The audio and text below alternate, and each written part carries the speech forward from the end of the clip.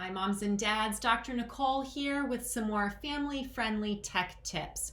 You know, Safer Internet Day is right around the corner, and I'm really proud to be partnering with Custodio to bring you information about Safer Internet Day and how all of us can play a role in helping to make the internet safer for our children and our families.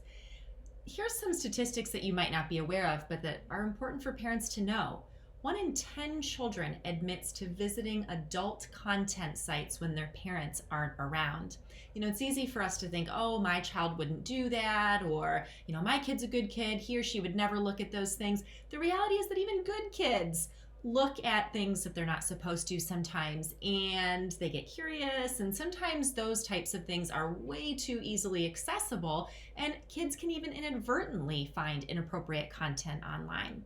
It's also the case that teens now spend more time connected to the internet than they do at school. That means they're spending more time online doing things on social media sites and other places on the internet than they're spending learning in school. It's important to be aware of how much of the time our teens are spending doing those kinds of things. 70% of kids report that they've encountered inappropriate content while working on their schoolwork or their homework. So sometimes we think as parents, oh, they're doing things that are school related. There can't possibly be any harm in that. But the reality is that kids can come across all kinds of content that's unsafe for them, even when they're working on academic kinds of tasks. And even with some of the procedures and things that schools have in place for computers and things like that, there can still be things that are accessed.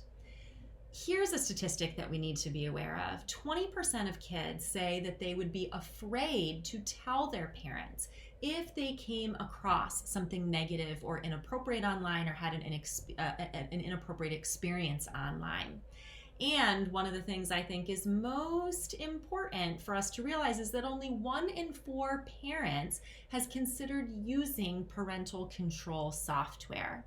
To me, this is one of the simplest and easiest steps that we can take as parents to help protect our kids, to help them have safer and healthier experiences online and just healthier digital habits overall. That 1 in 4 statistic really resonates with my experience in the clinic working with families, that it's by far the majority of parents who do not look at using parental control, either things that come on the devices that their children have or getting apps or other software programs that do that.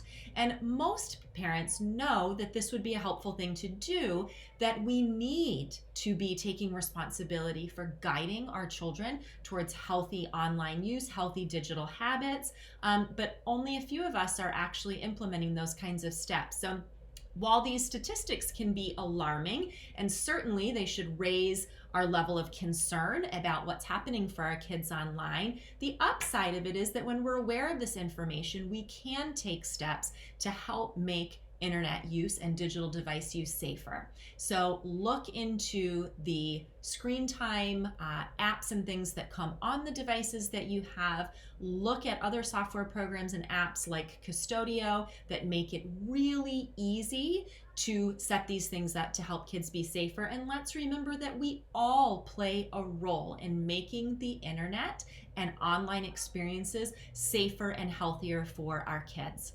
I hope that this helps you consider how you can play more of an active role in teaching and supporting safer internet use for your kids. Thanks for watching. I'll be back next time with some more family-friendly tech tips.